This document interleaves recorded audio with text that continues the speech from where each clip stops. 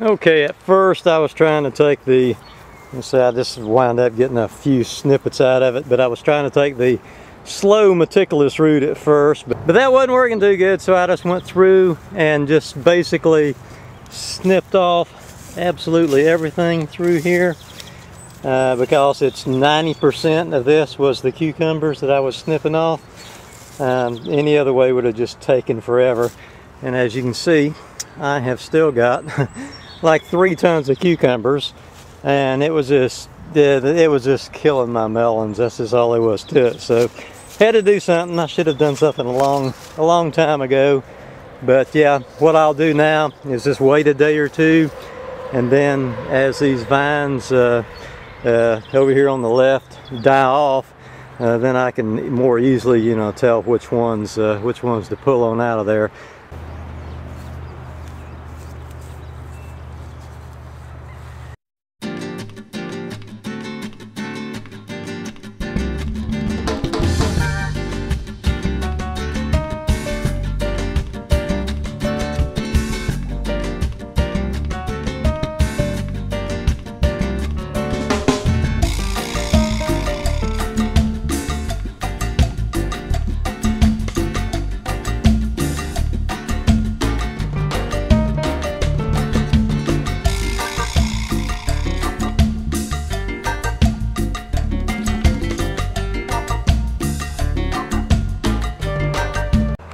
Okay, so here's the final result. This is the mass of cucumber vines that I cut off.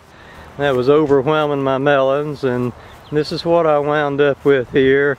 Still got like huge amount of cucumbers, still more than what I had last year, and when I had too many then even.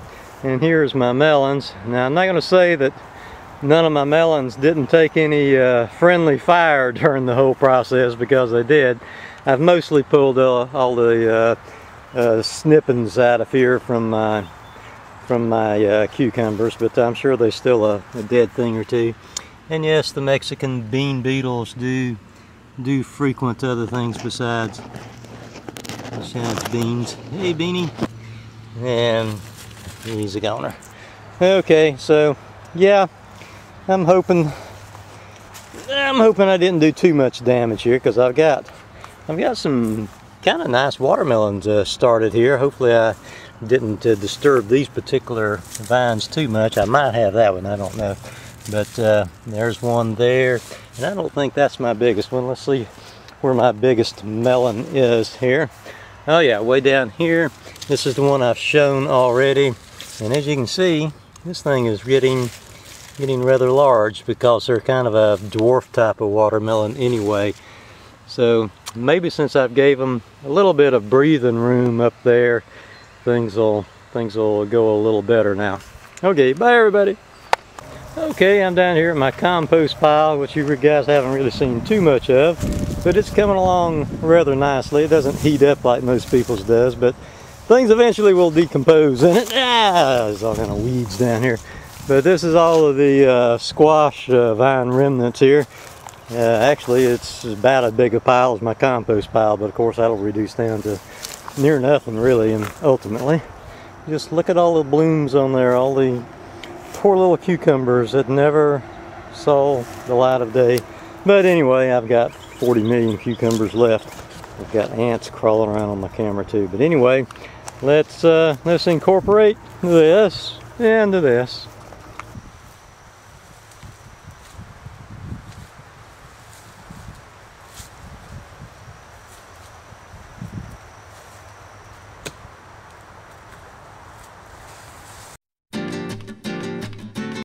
Usually I don't even have my hose down here, I just bring a little bucket, but since I've got my hose, I'll be getting this a lot wetter than I normally would.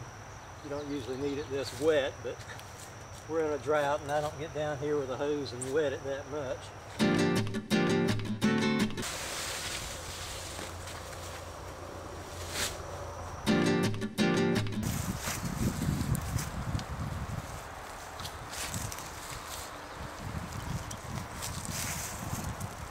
And there's a close-up of it.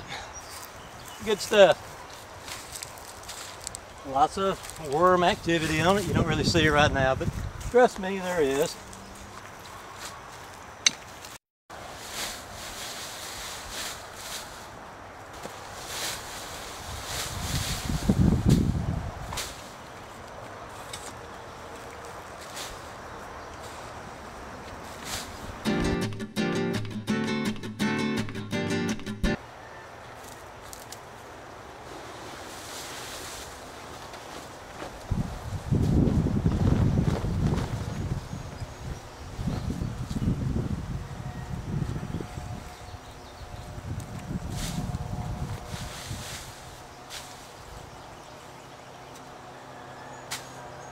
Rotten tomato.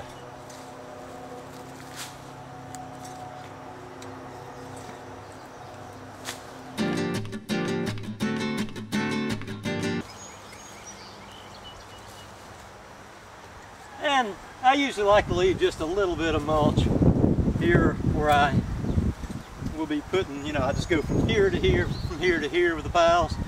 And I like to leave just a tiny bit right here and water it down a little bit, kind of to entice fresh, brand new worms back up into the pile. Then I have this old car floor mat right here that I put over that, so that kind of gets, you know, gets a few new, brand new recruits into the mixture of things. And believe it or not, as people say, this mulch pile really, you don't even smell it. It's just a great way to do all your garden crud is to make a mulch pile.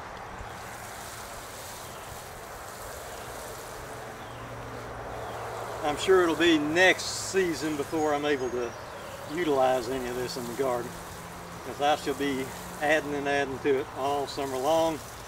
And when the corn finishes up, I'll cut up all the corn cobs in little pieces. I'll cut up all the corn stalks in little pieces, and I'll just have just a huge pile just from that, which by that time I might put them in a different spot than this, I don't know.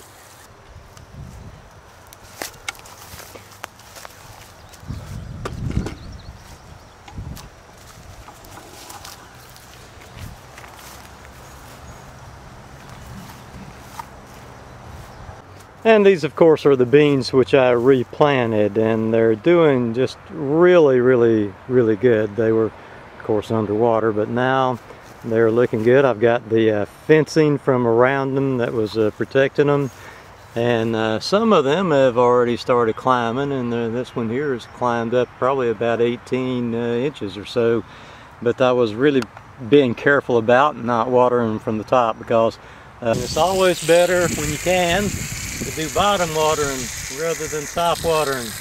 Just about like that's pretty good, because when you water from the top, it spreads diseases a little bit too much. And also right here, these have not really climbed very well yet. If I was watering from the top, they would have a tendency to just fall over. They're kind of bad to fall over anyway, just doing them like this. But you gotta water these suckers because we have had very little rain.